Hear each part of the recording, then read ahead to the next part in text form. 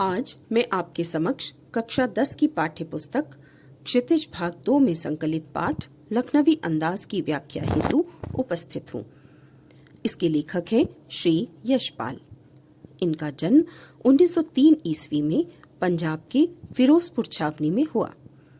बच्चों, लाहौर के national college से बीए करने के दौरान इनका परिचय भगत सिंह एवं सुखदेव से हुआ। तो स्वाधीनता संग्राम में क्रांतिकारी धारा से उनका जुड़ाव होना स्वाभाविक ही था। इस कारण वे कई बार जेल भी गए। इनकी मृत्यु सन 1976 ईस्वी में हो गई।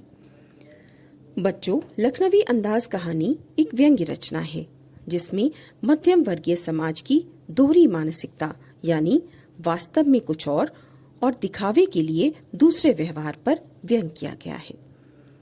इसमें दो मुख्य पात्र हैं, एक लेखक स्वयं जो कुछ नया लिखने के लिए कथा वस्तु की यानी नई थीम की तलाश में रहते हैं, और दूसरे नवाब साहब जैसे दिखने वाले और उनकी ही तरह होने का दिखावा करने वाले एक सज्जन व्यक्ति। तो कहानी कुछ इस प्रकार है।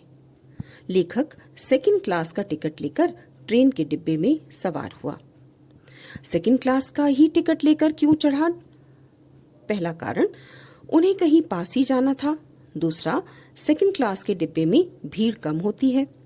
तीसरा, उन्हें अपनी नई कहानी के विषय में सोचना था, तो उन्होंने सोचा कि प्राकृतिक दृश्य देखते देखते उसके बारे में सोच लेंगे।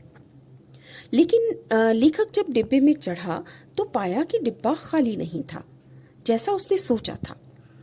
डिब्बे में पहले से ही एक नवाब जैसे दिखने वाले कोई व्यक्ति पालथी मारे बैठे थे और उनके सामने दो ताजे चिकने खीरे रखे हुए थे।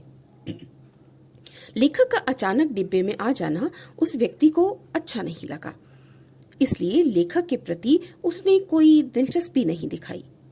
सज्जन की आंखों में एकांत चिंतन में विघ्न का असंतोष दिखाई दिया, यानी सज्जन व्यक्ति कुछ सोचना चाहते थे और लेखक के आने से उनका एकांत समाप्त हो गया था, या फिर वे लेखक की तरह ही कहानी की कथा वस्तु की चिंता में थे, या फिर हो सकता है खीरे जैसी अपदार्थ यानी बेकार वस्तु का सेवन करते हुए कोई देख न ले इस संकोच में थे।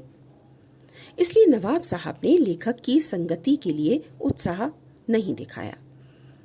अब लेखक को नवाब साहब की उपेक्षा बुरी लगी, सो उन्होंने भी आत्मसम्मान को बचाने के लिए आंखें चुरा ली, यानी उन्हें अनदेखा कर दिया। लेकिन तिरछी निगाह से लेखक उन्हें ही देखते रहे। नवाब साहब ज्यादा देर तक चुप नहीं रह सके।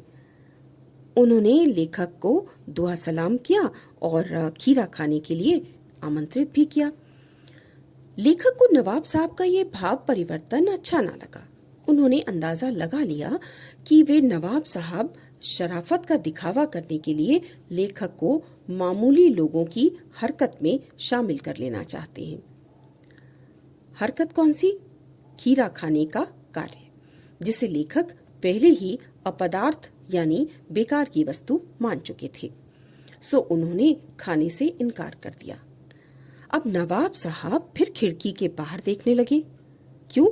ताकि खीरे जैसी वस्तु को खाने की हिम्मत जुटा सके। बच्चों, उनका पहनावा नवाबों जैसा जरूर था, लेकिन वास्तव में वे नवाब तो थे नहीं, बस दिखावा कर रहे थे खानदानी रईसों जैसे।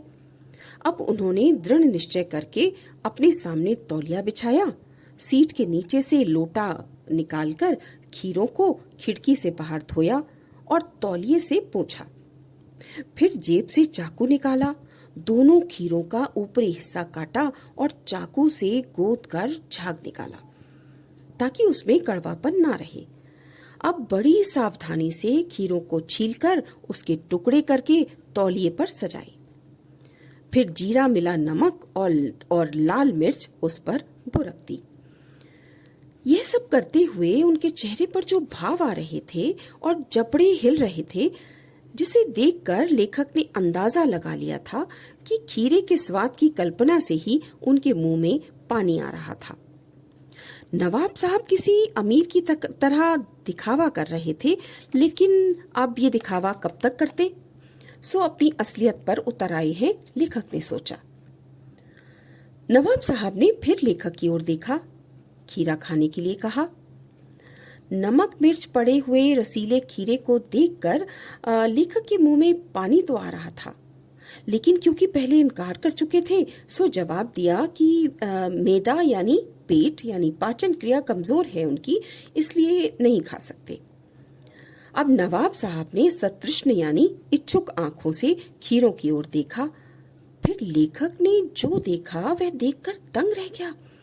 नवाब साहब खीरे की एक एक फांक को अपने होठों के पास ले जाते और सूंघकर स्वाद को महसूस करते, मुंह में आए पानी को गटकते और फांक को खिड़की के बाहर फेंक देते। ऐसा उन्होंने हर टुकड़े के साथ किया। फिर तौलिए से हाथ और होंठ पोंछे, फिर गर्व से लेखक की ओर देखा, मानो कह रहे हो कि यह है खानदानी रईसों का तरीका। अब नवाब साहब तो थककर लेट गए, लेकिन लेखक ने उनके सम्मान में सिर झुका लिया कि वारी खानदानी तहजीब, नजाकत और नफासत यानी खानदानी सभ्यता, स्वच्छता और कोमलता। डकार लेकर नवाब साहब ने ये कहा, खीरा होता ही तो स्वादिष्ट है, लेकिन मैदे यानी पेट पर जोर डालता है। लेखक को लगा कि यह खीरा खाने का भले ही सूक्ष्म तरीका हो, लेकिन इससे पेट तो नहीं भर सकता। लेखक के तो जैसे ज्ञान चक्षु खुल गए। ज्ञान चक्षु यानी ज्ञान रूपी नेत्र। उन्हें लगा ऐसे ही तो नई कहानी के लेखक करते हैं।